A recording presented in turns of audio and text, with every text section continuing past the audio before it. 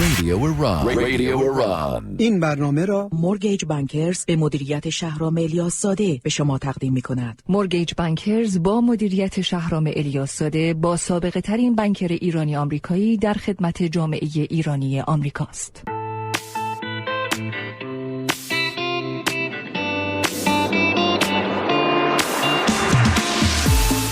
دنیای ما، جامعه ما.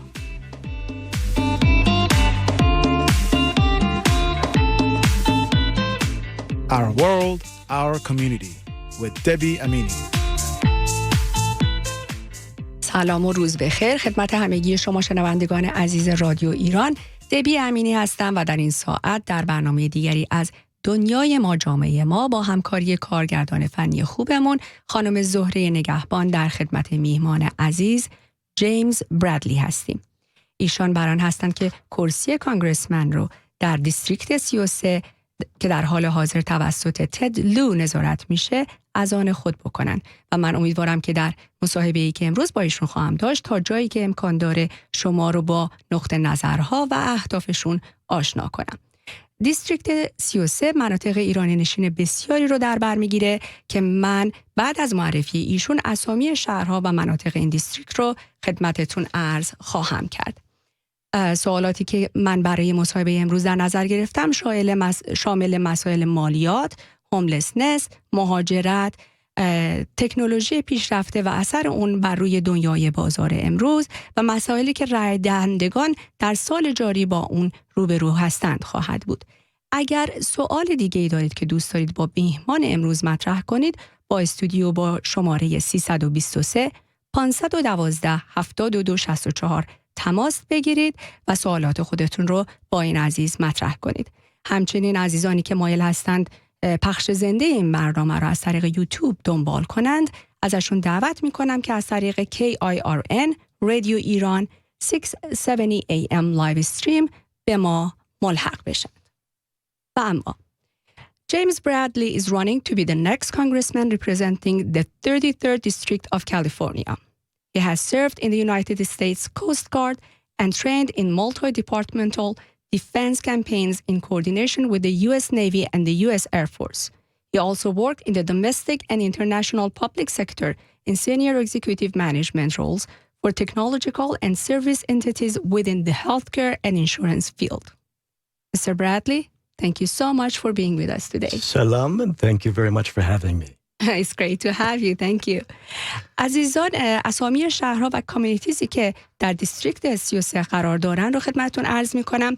اگورا هیلز، بیلر، بیورلی هیلز، برنتفود، کالاباسز، ال سگوندو، فرفکس دیستریکت لس آنجلس، هرموسا بیچ، هولمبی هیلز، مالیبو، منهاتن بیچ، مارینو دل ری، پاسیفیک پالاسیدز، پالاس وردس، پلایا دل ری، رانچو پالاس وردس، Redondo Beach, Rolling Hills, Santa Monica Mountains Communities and Parks, Topanga.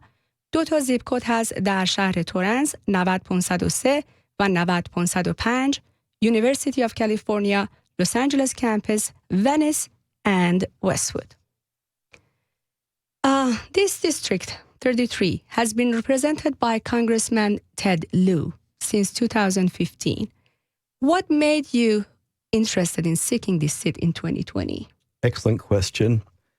I may quote the late Tip O'Neill, the Democratic Speaker of the House, once said, all politics is local, and I couldn't agree more.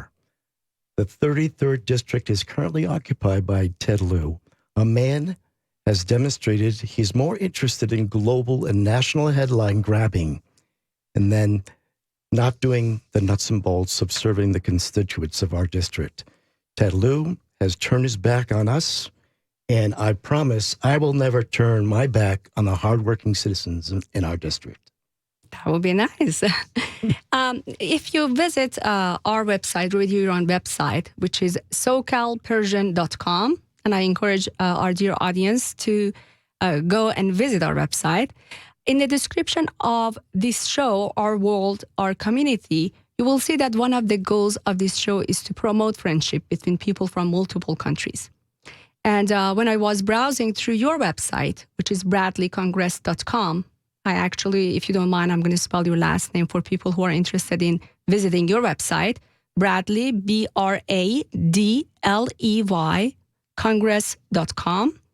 I noticed that you're addressing the political landscape of our country that has turned us into blue and red, Democrat and Republican, and has ignored the commonness we as Americans possess. Your pledge is to bring unity in our communities and civility in our nation. How are you going to contribute toward this goal?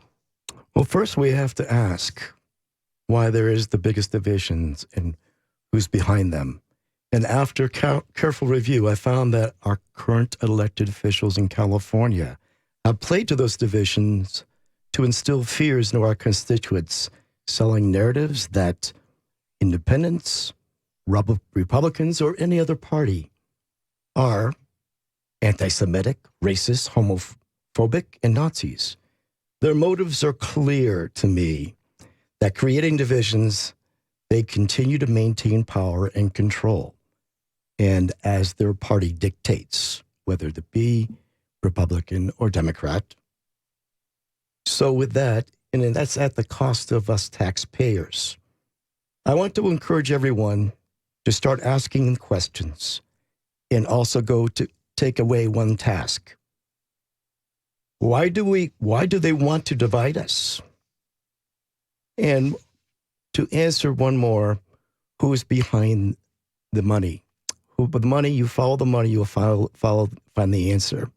So I will expose those who propagate divisions, and I will create bridges of communications so that we can start having a constructive dialogue, working towards collaborative solutions, thus creating a sense of ownership amongst us all, working together to bring real solutions.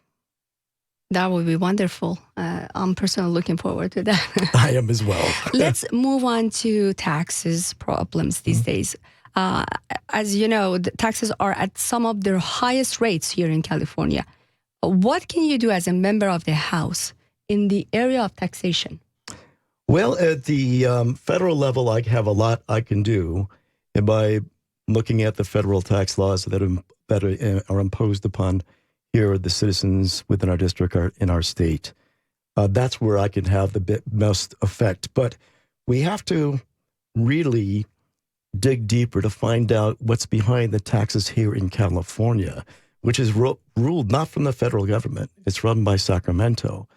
And as you've seen over the last 5 to 10 years now, our taxes continue to increase, and we have nothing to show for it. We have an infrastructure that's falling apart. We have tax dollars that we're not sure where it's going.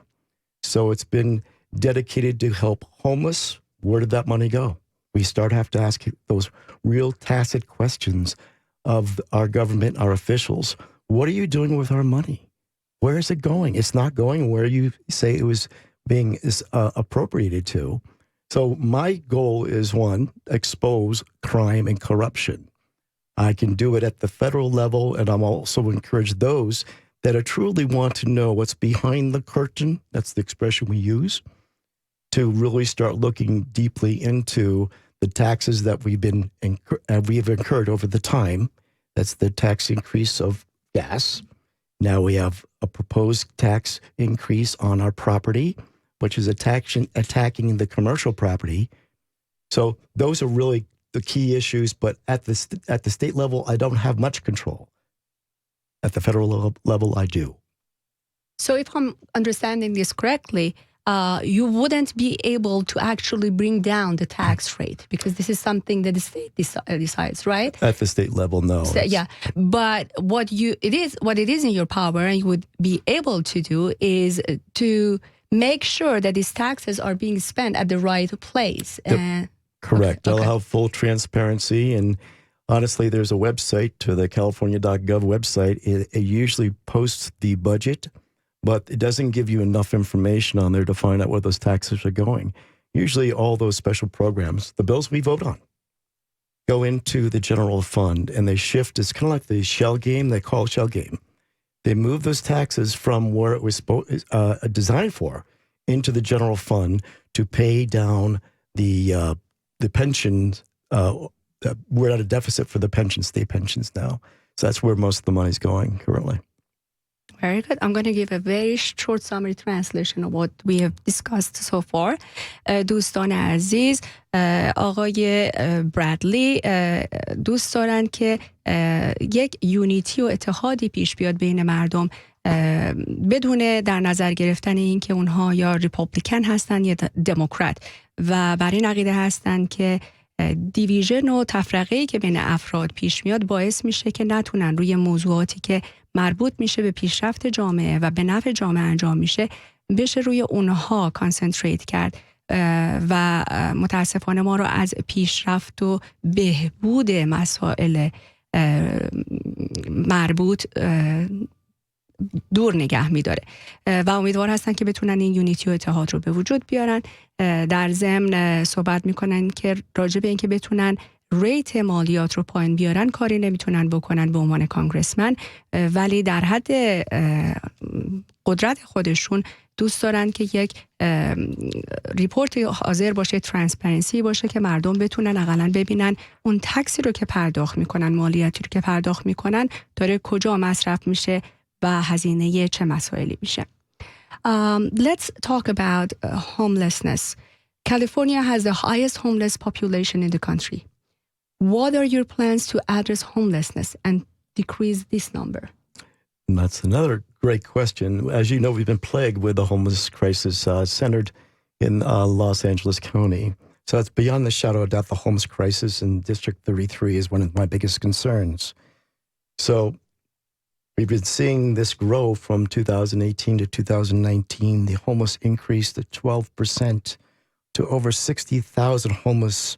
And of that number, my brother, sister, veterans that served our great country, we're looking at almost 4,000 that are on the streets today without any help. So what we want to do is we want to live in a clean environment. We want to drive down these streets free from people that are sleeping on the street corners and in the parks, that we have to walk over them, and we've noticed the increase in the drug use.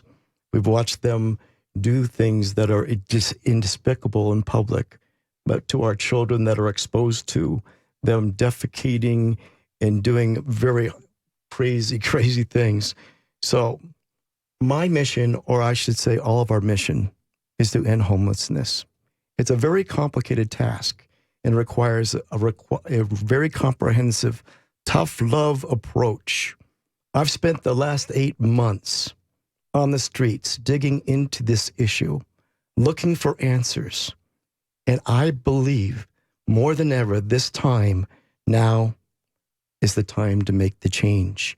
I do have a plan that I'm going to roll out in the next month that works with collaborative housing that will maybe bring in some federal funds to help clean the streets, but it requires work hand in hand with the city officials. And I think our Mayor Garcetti is ready for that solution. So hopefully the next month or two that we can have a civil discussion to deal with our homeless crisis here. That sounds good. You mentioned housing, but I think there are a lot of these homeless people who wouldn't be able, it's not just a matter of having a home. Mm-hmm. It's just that they wouldn't be able to take care of themselves because, as you mentioned, drug abuse or some of the mental illness. Correct. So what is your suggestion for those kind of people? Well, those are the ones that we'll probably have to round up and bring them into detox centers. And that's going to require some engagement with the city officials. Namely Mayor Garcetti. I went too far to say on another interview that maybe we should even consider, because of the crisis we're faced today, may even consider bringing in FEMA in some cases. But it's going to require a tough love approach, meaning we have to round them up, bring them into detox centers. And I know a lot of people are going to have a lot of issues with that, but honestly, we're talking about the safety and the security. Because we're at an epidemic proportion now with the diseases on the street. We need to do something now. I agree. Mr. Bradley, share with our listeners your views on the current immigration problems here in America. Oh, my goodness. Well, you know, this has been kicked down this is a phrase we use quite often, kicked down the trail for some time, the immigration reform. And I know there's been several attempts to make reform, but we could never come to a decision through the different parties. The state of California, we are a sanctuary state. And my biggest concern is that we are setting the example for other states, and others have followed that. So we need to adhere to our Constitution and in the laws that are written. Otherwise, we lose what they call, we go into anarchy. We need to have the rule of law reinstalled. So my biggest, last election when I ran, I spoke out against some of the sanctuary state policies. And I think it's the biggest, it's, in my opinion, it's a crime against the citizens of California. We put them in harm's way. When they signed that bill that was penned by Kevin DeLeon, and they call it SB 54, that's sanctuary state, that put a death warrant. And I use strong language because it truly is, we've seen a lot of good, innocent citizens die at the hand of illegal aliens. So there's a reason why they call it illegal. It's illegal. You can't change that definition. We need to make reform now. So do you support the president's current travel ban? Yes, I do. Simply because we have to do proper vetting and security checks for certain parts. And those parts of the world that we're speaking of have been identified by the State Department and a few other departments to be high risk. Now, I would love to see that change. Mm-hmm. I really would.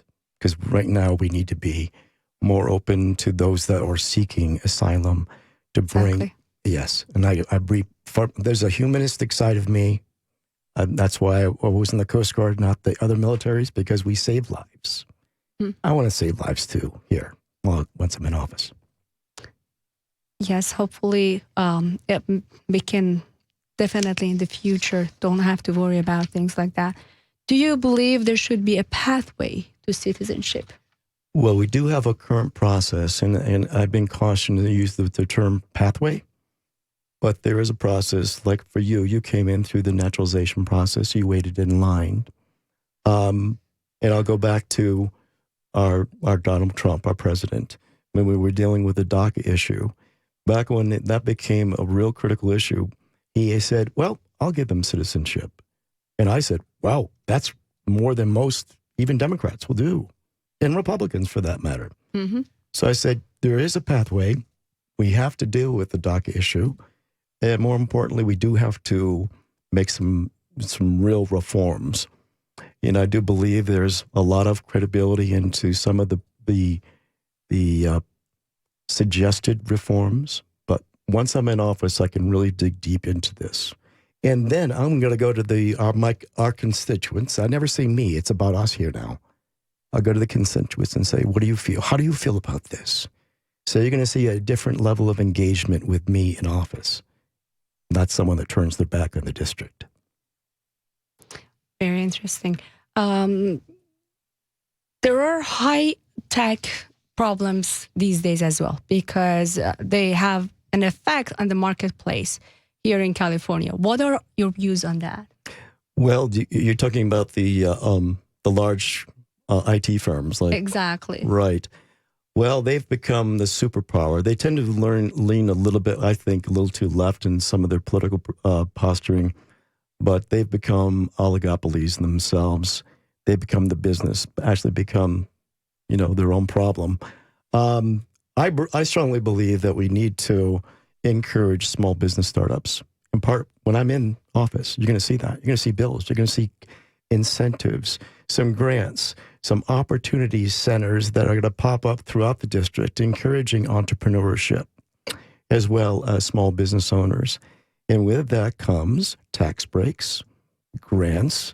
So that's one of the biggest other issue that we've been facing here in California. Businesses fleeing because they can't compete with the large companies like that. Very nice. I think that would be really helpful and important for the middle class and the small businesses in the future. Absolutely. Yes. Very good. دوستان عزیز، داریم به قسمت آگهی های برنامه نزدیک میشیم. اگر دوست دارید که به مصاحبه‌ای که امروز با آقای جیمز برادلی داریم که دارین برای کانگرسمن ران میکنن گوش بدین، بعد از شنیدن چند پیام بازرگانی با ما همراه باشید. دنیای ما، جامعه ما.